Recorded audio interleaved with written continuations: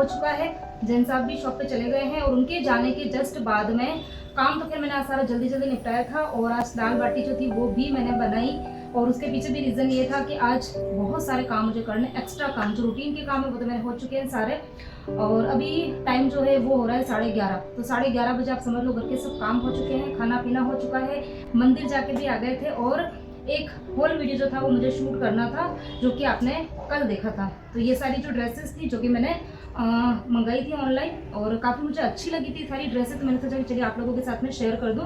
और ये वाला जो कुर्ती है ना, इसके बारे, ये वाली ड्रेस के बारे में शायद कमेंट आया था कि ये वाली जो ड्रेस है वो मतलब जिन्होंने मुझे कमेंट किया था उन्होंने भी शायद मंगाई। और अगर आज को वीडियो देख रहे हैं तो मुझे बताना कि वो इसी ड्रेस के लिए बोल रहे हैं क्या। तो उनका कमेंट ये था कि येलो कलर की ड्रेस जो है वो उन्होंने भी मंगाई लेकिन वो कॉटन की नहीं है। तो ये देखो मैं आपको ना फिर से बता देती हूँ, अगर वो इसी के बारे में बात कर रहे हैं ना तो ये वाली जो ड्रेस है ना ये बिल्कुल कॉटन की है, प्योर कॉटन है ये वाला। तो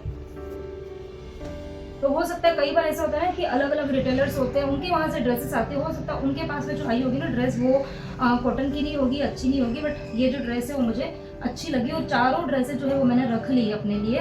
हाँ, एक भी मैं रिटर्न नहीं करूँगी, अगर ख़राब होती तो फिर मैं रिटर्न करती थी। तो आगे आने वाले वीडियोज़ में आप मुझे इन ड्रेसेस के अंदर देखेंगे तो आपको पता वैसे भी चल जाएगा कि मैंने जो रिव्यू दिया है ना वो सही दिया है, क्योंकि अगर अच्छी नहीं होती तो मैं इनको रिटर्न करती थी। ठीक है, तो ये सारा वीडियो का काम जो है वो मेरा कंप्लीट हो चुका है और अब बारी आती है इन सभी कपड़ों को फोल्ड करने की। और हाँ, एक तो मुझे होल वीडियो शूट करना था तो इसीलिए आज मैंने घर के जो काम थे ना वो थोड़े फटाफट निपटा दिए थे। और दूसरा काम मुझे अपनी जो ये अलमीरा है ना इसको थोड़ा सा सेट करना है, तो अभी बस इसको क्लीन भी करूँगी और थोड़ा सा इसके अंदर कुछ चेंजेस लेके आने वाली हूँ और साथ में आपको कुछ टिप्स देने वाली हूँ, क्योंकि मेरे पास में कमेंट्स आ रहे हैं, एक तो फ्रीज के बारे में और दूसरा अलमीरा के बारे में कि आप अपनी अलमीरा जब भी जमाओ या फिर जो फ्रीज है ना उसको क्लीन या ऑर्गेनाइज करो तो हमारे साथ में वीडियो शेयर करना। तो चलिए आज अलमीरा का नंबर आ गया है तो मैंने सोचा चलिए आप लोगों के साथ में शेयर कर देते हैं। हाल फिलहाल में इन सारे कपड़ों को पहले अच्छे से फोल्ड करती हूँ। तो हर 6 महीने में घर के हर एक कोने से अब आवाज़ आने लग जाती है कि भाई अब हमें थोड़ा सा अच्छे से साफ़ कर दो, यानी कि डीप क्लीन कर दो। तो वैसे देखो रोज़ की क्लीनिंग जो है वो घर की होती रहती है, मैं आप लोगों के साथ में वीडियोस भी शेयर करती रहती हूँ। लेकिन जैसे ना 5 से 6 महीने होते हैं तो उसके बाद में कोई भी घर का कोई भी पोर्शन हो, चाहे किचन हो, चाहे बेडरूम हो या बेड हो, चाहे वार्डरोब हो, तो उनकी डीप क्लीनिंग ज़रूरी होती है। और डीप क्लीनिंग का मतलब ये होता है कि सिर्फ उन सामान को वहाँ से हटा के और फिर से पहुँच के अपनी जगह पर रख देना, इतना ही नहीं होता है।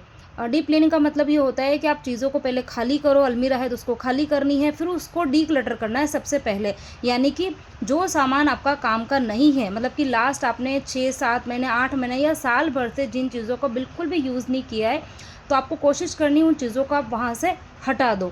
मतलब हो सकता है आप उनको किसी को गिफ्ट दे सकते हैं या कोई ज़रूरतमंद है तो आप उनको दे सकते हैं या किसी भी जो नीडी लोग हैं उनको आप दे सकते हैं, लेकिन आपको उन चीज़ों को वहाँ से हटा देना है। तो ये सफाई का जो है वो मतलब रहता है। तो दिवाली के टाइम पे हम अपने पूरे ही घर की डीप क्लीनिंग करते हैं, जो भी चीज़ें फेंकने की होती है, देने की होती है, हम घर से निकाल देते हैं, लेकिन उसके बाद में शायद हम घूम के फिर से देखते नहीं, और इसीलिए दिवाली के टाइम पे 1-1, 1.5 महीना लग जाता है और फिर भी हमारे घर के काम पूरे नहीं हो पाते।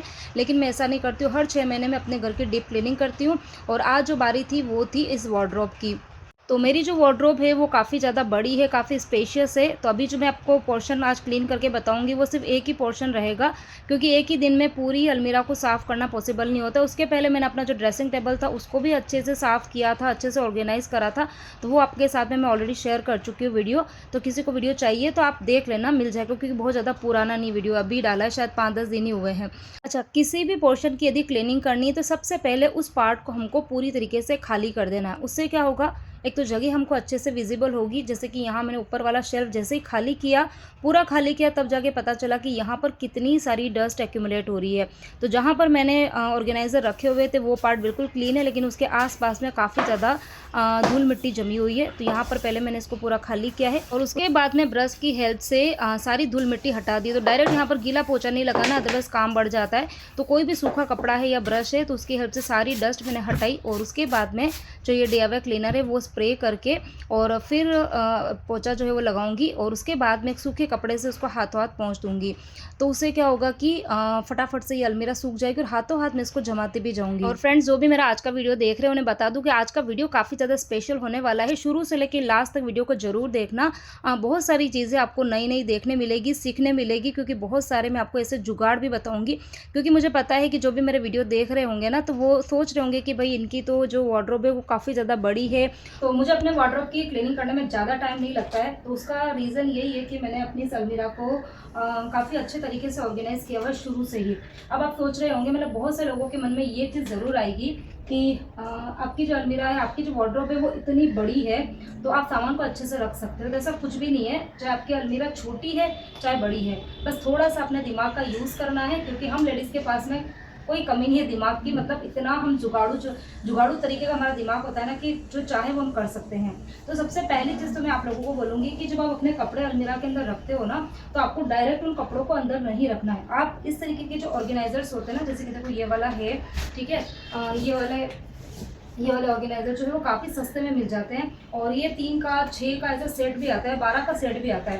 तो अगर आप चाहो तो परचेज कर सकते हो ऑनलाइन। और अगर आप परचेज नहीं करना चाहते हो तो आप है ना घर पर कार्डबोर्ड जो होते हैं ना, बड़े बड़े बॉक्सेस होते हैं, जो हम कुछ भी ऑनलाइन मंगा रहे हैं या कुछ सामान हम अपने घर के लिए लेकर आए हैं, तो वो बॉक्स हमको मिल जाते हैं। या आप अपने आस पड़ोस या कहीं से भी ले सकते हो, तो आप घर पर भी बना सकते हो। जैसा कि ये देखो, ऐसा नहीं है कि मैंने भी सारे ऑर्गेनाइजर जो है वो परचेज़ किए हैं। ये देखो, ये वाला इंडस वैली का जो इडली कुकर है ना, वो इस बॉक्स के अंदर आया था। और इसका जो ये जो बॉक्स है ना, ये काफ़ी अच्छी प्रीमियम क्वालिटी का ये बॉक्स है, मतलब काफ़ी अच्छा है। तो इसके अंदर पता है मैंने क्या कपड़े रखे हुए हैं, जो बिना आयरन करे हुए जो कपड़े रहते हैं ना, जो मेरे हस्बैंड के कपड़े रहेंगे, तो वो जैसे रोज़ अगर मुझे टाइम नहीं मिल पाता आयरन करने का, तो मैं क्या करती हूँ, कपड़ों को फोल्ड करके इस बॉक्स के अंदर रख देती हूँ। तो उससे मुझे ध्यान रहता है कि इस बॉक्स के अंदर जो भी कपड़े हैं उनके मुझे आयरन करने हैं। तो जितने भी कपड़े हैं वो सारे इस तरीके से पैक हैं, तो कपड़ों के ऊपर कोई गंदगी नहीं है और सारे अच्छे से मैंने फ़ोल्ड करके रखे हुए। तो यहाँ पर मेरा एक काम आसान हो गया है। और यदि हम कपड़ों को या जो भी चीज़ें हम अलमीरा में रख रहे हैं, अगर उनको हम ऑर्गेनाइज़र के अंदर नहीं रखेंगे तो फिर वो इतनी ज़्यादा उलझ जाती है, इतनी ज़्यादा बिखर जाती है कि उन एक एक कपड़े को फ़ोल्ड करना अपने आप में बहुत बड़ा टास्क होता है। तो यहाँ पर सिर्फ मुझे जो ऑर्गेनाइज़र थे उनको ऊपर से मैंने उनको अच्छे से पोंछा और उसके बाद मैं खोल के ये देख रही हूँ कि किसके अंदर क्या चीज़ें पड़ी, क्योंकि होता है ना कि कुछ दिन जब हो जाते हैं तो हम खुद भी भूल जाते हैं। तो ये वाला ऑर्गेनाइज़र जैसे मैंने खोला तो मुझे याद आया कि मेरा जो टॉवेल है वो थोड़ा-सा मतलब ख़राब हो गया है, तो मुझे नया वाला टॉवेल निकालना था। तो यहाँ पर बस मैंने नया टॉवेल अपने लिए निकाल दिया है। और उसके बाद में ये वाला जो ऑर्गेनाइज़र है इसके अंदर जितने भी एक्स्ट्रा नैपकिन होते हैं, टॉवेल होते हैं, वही मैं रखती हूँ। तो यहाँ बस मैंने एक बार का चेक कर लिया था, थोड़ी-सी सरसरी निगाह डाल देते हैं कि कितनी चीज़ें पड़ी हुई है। अगर कुछ चीज़ें ख़त्म हो गई है तो उनको मुझे लाना भी होता है। और उसके बाद में एक और ये वाला ऑर्गेनाइज़र है, इसके अंदर मैंने अपने ब्लाउज़ रखे हुए हैं। तो जो मैचिंग के ब्लाउज़ होते हैं उनको रखती हूँ मैं, उनकी जो साड़ी होती है उन्हीं के साथ में ही रखती हूँ। लेकिन जो एक्स्ट्रा ब्लाउज़ होते हैं, जैसे कि कुछ ब्लाउज़ ऐसे होते हैं ना जिनको हम 2 साड़ी पर 3 साड़ी पर पहनते हैं, और या फिर रेडीमेड ब्लाउज़ भी मेरे पास में हैं, तो उनको मैंने इसके अंदर रखा हुआ है। तो यहाँ पर मैं इन ब्लाउज़ को निकाल के, एक तो थोड़े से ये बिखरे हुए भी थे, तो मैं यहाँ पर खाली एक तो ये चेक कर रही थी, क्योंकि जब हम देखते हैं ना तो हमें एकदम से याद आ जाता है। जैसे अभी 1-2 फंक्शंस, अभी मैं 2-3 फंक्शन अटेंड करके आई ना, तो मुझे एकदम से भी याद आया कि हाँ, कोई ब्लाउज़ जो है वो टाइट है, कोई ब्लाउज़ जो है वो थोड़ा-सा लूज़ है, तो उसके अंदर मुझे टाँका लगाना है। और किसी एक आध ब्लाउज़ की जैसे ना पीछे से डोरी टूट गई थी, या फिर किसी की स्टिचिंग अगर निकली हुई है तो वो मुझे लगानी है। तो यहाँ पर बस मैंने एक-एक ब्लाउज़ जो था वो इस तरीके से चेक करके देख लिया। तो 5-6 ब्लाउज़ ऐसे निकले थे जिसके ऊपर मुझे थोड़ा-सा ऑल्टर करना है, तो वो मैंने अलग निकाल दिए। तो जब हम क्लीनिंग करते हैं ना, तो क्लीनिंग का मतलब ये नहीं होता है कि आप चीज़ों को खाली साफ़-सुथरा करके और फिर से जमा दो। ये सब क्लीनिंग के ही पार्ट होते हैं।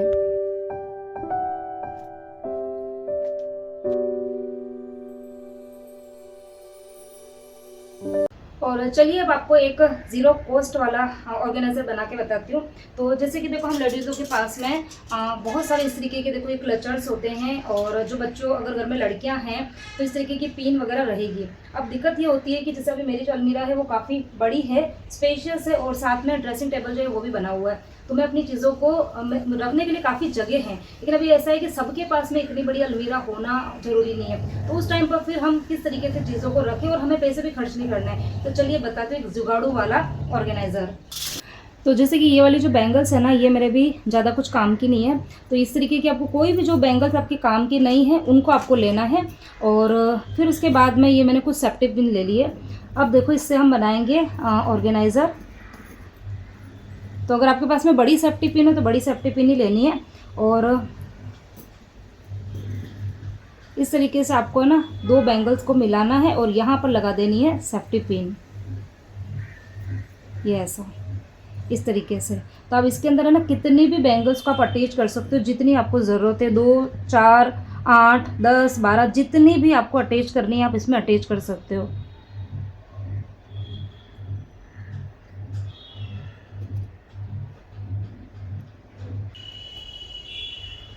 तो यहाँ पर ये देखो हमारा बिल्कुल ज़ीरो कॉस्ट वाला ऑर्गेनाइज़र जो है वो बनकर रेडी हो चुका है। और अब देखते हैं कि इसका यूज़ कैसे करना है। एक मैं और अटैच कर देती हूँ।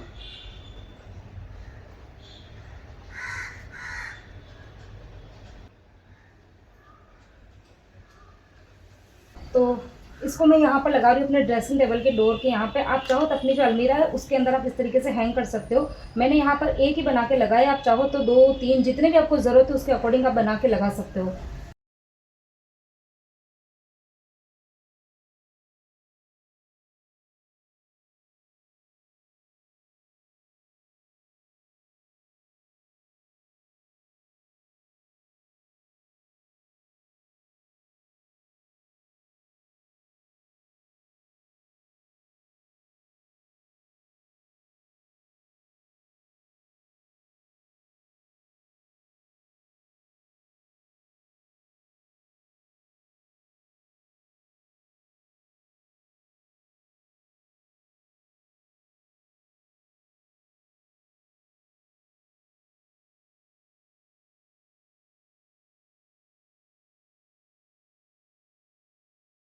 अब आप कुछ ऑर्गेनाइज़र जो है वो आप हाथ से भी बना सकते हो, यानी कि डीआईवाई कर सकते हो, और कुछ ऑर्गेनाइज़र आप बाहर से परचेज़ भी कर सकते हो, क्योंकि आजकल चीज़ें जो है वो काफ़ी कम प्राइस में मिल जाती है।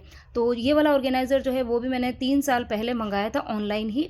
और ख़ैर इस टाइम पर मैं मुझसे गलती हो गई थी, क्योंकि मैंने बिना कुछ सोचे समझे या फिर किसी की एडवाइस लिए बिना ये मंगाया था।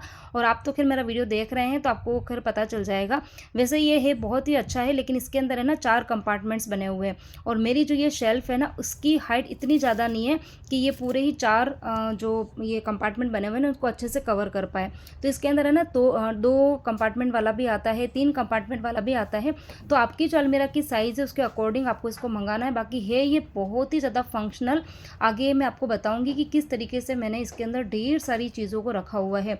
और मैंने जो रखा है ज़रूरी नहीं कि आप भी वही चीज़ें रखें, आप अपने नीड्स के अकॉर्डिंग, मतलब आपको जो ज़रूरत है उसके अकॉर्डिंग आप चीज़ें इसके अंदर जमा सकते हैं।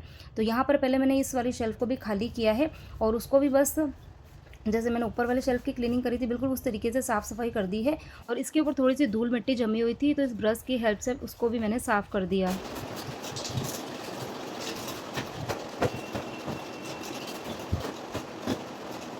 तो यहाँ पर जो भी चीज़ें मैंने ऑनलाइन परचेज़ करी है तो उनके लिंक मैं आपको दे दूँगी, मतलब डिस्क्रिप्शन बॉक्स में मैं दे दूँगी, तो वहाँ जाकर आप चेकआउट कर लेना। और बाकी बहुत सारी चीज़ें मैंने मतलब लोकल शॉप से ली है, हमारे यहाँ के आसपास के जो मार्केट होते हैं ना वहाँ से ली है, तो उनके फिर मैं लिंक नहीं दे पाती हूँ। तो यहाँ पर इसको मैंने क्लीन करके और लगा दिया अपनी जगह पर। हेवी वेलक्रोल होता है, उस वेलक्रोल की हेल्प से वो चिपक जाता है अच्छे से, और काफ़ी अच्छी क्वालिटी का है। तो मतलब ऐसा नहीं है कि, क्योंकि अभी मैं 3 साल हो गए इसका यूज़ कर ही रही हूँ। अब यहाँ पर कुछ जो मेरे एक्स्ट्रा पर्स होते हैं उनको मैं इसके अंदर रखती हूँ। तो जब भी आप पर्स को रखो तो जो उसकी जो लेस होती है ना उसको पर्स के अंदर डाल के फिर उसको रखना है। उसके बाद में नेक्स्ट एक और सबसे बेस्ट टिप है कि जो हमारे पुराने पर्स है या कोई हैंड बैग या फिर बच्चों के जो छोटे पर्स वगैरह होते हैं ना, जैसे कि अभी मेरे पास में ये वाला बैग है, तो मेरी जब बेटी छोटी थी तब मैं इसके लिए ये वाला पर्स लेके आई थी, तो उस टाइम पर वो बहुत शौक से इसका यूज़ करती थी। लेकिन अब वो बड़ी हो गई है, 9th क्लास में आ गई है, तो फिर ये इस तरीके के जो डोरेमोन वाले या फिर जो किट्टी वाले पर्स होते हैं ना वो यूज़ में नहीं लेती है। लेकिन वो काफ़ी प्रीमियम क्वालिटी का था, तो उसको फिर मैंने फेंका नहीं था, उसका भी मैं एज अ ऑर्गेनाइज़र यूज़ करती हूँ। तो जो भी गॉगल्स वगैरह होते हैं ना तो उसके अंदर रख देती हूँ, ताकि वो काफ़ी सेफ़ रहते हैं। अब यहाँ पर एक वैनिटी पर्स हमेशा तैयार रहता है, वैनिटी पाउच मतलब। तो जैसे कभी कहीं पर अचानक जाना है ना तो फिर हमें चीज़ें ढूंढनी नहीं पड़ती है। तो यहाँ पर एक तेल की शीशी हो गई है, छोटा सा टल्कम पाउडर है, निविया की क्रीम हो गई है, बीबी क्रीम हो गई है, निविया का लोशन, एक छोटा सा मैंने मिरर रखा हुआ है और एक कॉम रखा हुआ है। तो इस तरीके से एक वैनिटी बॉक्स हमेशा आपको तैयार करके रखना चाहिए, ताकि अगर कभी होता है ना कहीं अचानक आपको निकलना है या कुछ भी है तो फिर आपको चीज़ें ना खरीद के लानी नहीं पड़ती है। क्योंकि घर में जो हमारी चीज़ें होती है ना, हमेशा जैसे तेल की बोतल है तो वो बड़ी रहेगी, और या फिर जैसे लोशन हुआ तो सबकी ना बड़ी-बड़ी बॉटल होती है, लेकिन हम जब कभी बाहर जाते हैं ना तो हमें बिल्कुल छोटी-छोटी चीज़ों की ज़रूरत होती है। तो इसीलिए मैं हमेशा एक पाउच तैयार रखती हूँ। और उसके बाद में जैसे कि अभी बारिश वगैरह है, तो बारिश के टाइम पे जैसे कि टोट बैग्स होते हैं या फिर जो पर्स होते हैं ना, उनको हम बाहर नहीं लेके जा सकते क्योंकि वो गीले हो जाते हैं। तो मेरे पास में जैसे कहीं बाहर अगर जाना है कि घूमने वगैरह के लिए, तो मैंने एक वाटरप्रूफ वाला पर्स है वो भी रखा हुआ है। और ये वाइट वाला पर्स है, इसके बारे में तो कई बार मुझे कमेंट्स में पूछा गया है कि श्रद्धा ये पर्स तुमने कहाँ से लिया है?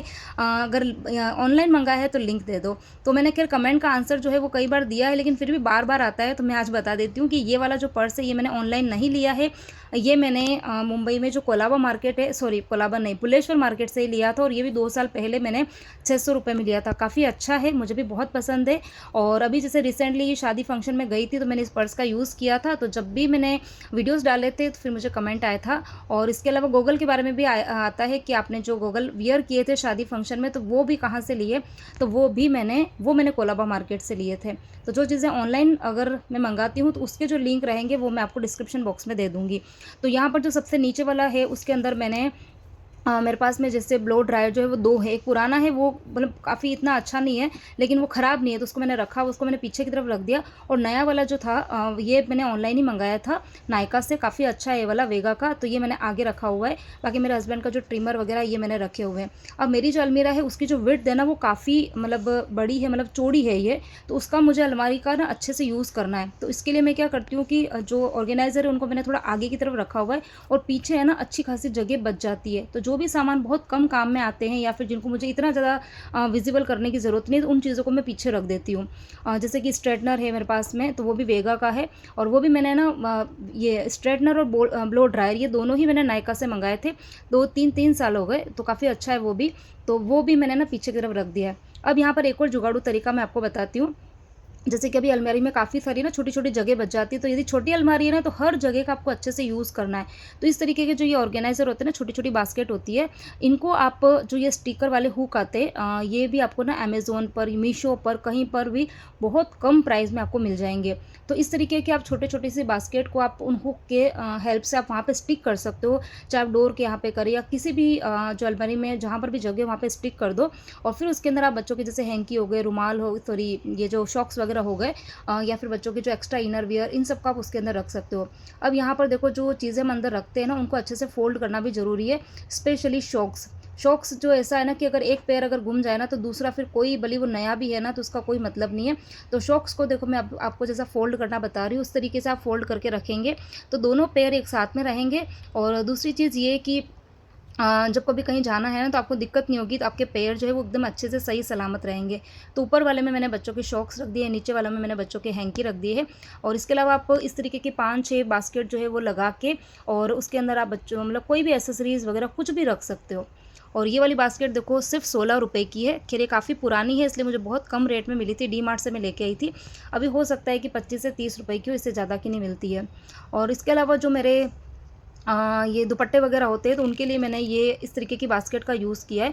और यदि आप बास्केट नहीं लेना चाहते हैं तो जो कार्ड बॉक्स होते हैं, अगर हम कुछ भी ऑनलाइन वगैरह मंगाते हैं, घर में हम कुछ चीज़ें लाते हैं, तो वो कार्डबोर्ड बॉक्स जो होते हैं ना वो भी काफ़ी अच्छी क्वालिटी के होते हैं, उनका भी आप यूज़ कर सकते हो। ज़रूरी नहीं है आपको कोई बास्केट या इस तरीके की चीज़ें खरीदना चाहो तो खरीद भी सकते हो, और यदि नहीं खरीदना है तो आप उस तरीके के ऑर्गेनाइज़र मतलब हों, ये जो DIY ऑर्गेनाइज़र है बना के उनमें भी आप रख सकते हो। लेकिन चीज़ों को आपको बहुत ही फंक्शनल तरीके से रखना है, ये सबसे ज़्यादा ज़रूरी है। आपको इतनी साज सजावट नहीं करनी है कि आपको कोई चीज़ जब लेनी है ना तब आपको 10 चीज़ बिखेरनी पड़े। मैं बहुत मतलब वैसे मेरी जो अलमीरा थी बहुत कम टाइम में जमने वाली थी, लेकिन वही था कि मुझे चीज़ों को बहुत ही फंक्शनल तरीके से रखना था ताकि मुझे चीज़ों को ढूँढने में ज़्यादा समय ना लगे और एक चीज़ ढूँढने के चक्कर में 10 चीज़ें ना बिखरे।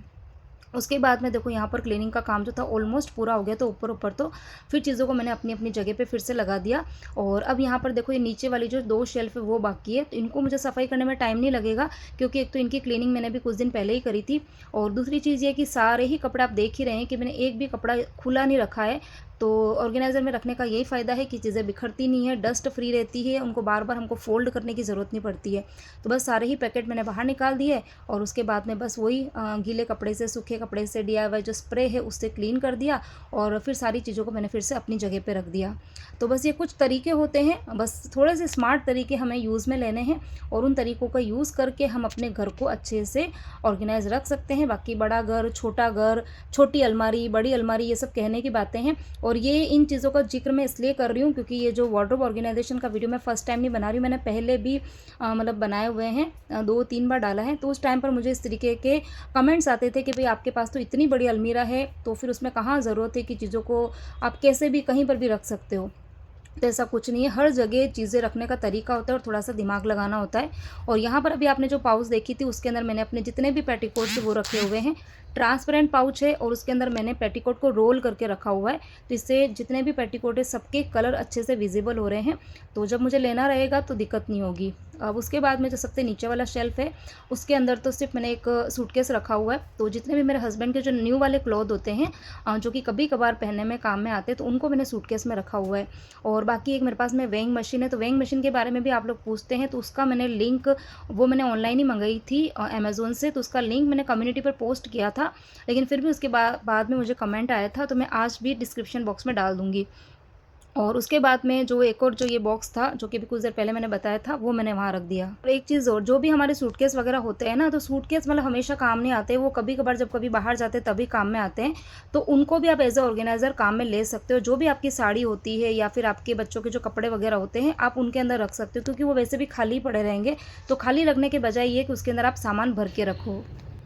तो पूरा पौन घंटा लगा और पूरी जो मेरी अलमीरा है वो क्लीन हो गई है। अभी ये वाली जो है, ये वाला पोर्शन भी बाकी है, पर इसमें बहुत ज़्यादा सामान नहीं है, मतलब है लेकिन इतना ज़्यादा नहीं है। यहाँ पर जो मेन चीज़ें थी वो मेरी सारी इस वार्डरोब के अंदर ही आ जाती है। और बाकी मेरे रूटीन की जो कुर्तीज़ वगैरह होती है या जो नाइट सूट वगैरह होते हैं वो इसी तरीके के ऑर्गेनाइजर जो कि मैंने ये साइड में भी रखे हुए हैं ना, उसके अंदर मैं रखती हूँ। और बाकी मोस्ट ऑफ जो मेरी चीज़ें हैं वो सारी इसी के अंदर आ जाती हैं। तो थोड़ा सा अगर स्मार्टली हम काम करते हैं ना, तो कोई बहुत ज़्यादा हमें खर्चा करने की ज़रूरत नहीं होती है और खाली थोड़ा सा हमें अपने दिमाग का यूज़ करना है और फिर आपका घर जो है वो अच्छे से ऑर्गेनाइज हो सकता है। ठीक है, और बस ये था आज का मेरा वीडियो। उम्मीद करती हूँ आप सभी को मेरा आज का वीडियो अच्छा लगा होगा। वीडियो का कोई भी पार्ट यदि आपको अच्छा लगा हो तो प्लीज़ प्लीज़ प्लीज़ वीडियो को आप लोग लाइक ज़रूर कीजिए। कमेंट तो करते हैं लेकिन कमेंट करते हैं लेकिन लाइक नहीं आते हैं, तो आपको पहले वीडियो को लाइक करना है, क्योंकि जब आप वीडियो देख रहे होते हैं ना, बिल्कुल नीचे लाइक का बटन होता है, खाली इसको आपको प्रेस करना है। और उसके बाद में अगर आपको वीडियो पसंद आ रहा है, अच्छा लग रहा है, अगर आप कुछ कहना चाहते हैं तो आप कमेंट्स के थ्रू मुझसे बात कर सकते हैं। और चैनल पर नए हैं तो चैनल को सब्सक्राइब जरूर कर देना। और हाँ, वीडियो को आप ज़्यादा से ज़्यादा शेयर कीजिए ताकि दूसरे लोगों तक भी मेरे वीडियोज़ पहुँच पाएँ। तो चलिए इसी के साथ में इस वीडियो को करते हैं यहीं पर एंड, और मिलूंगी एक और नए इंटरेस्टिंग वीडियो के साथ में। Till then bye bye.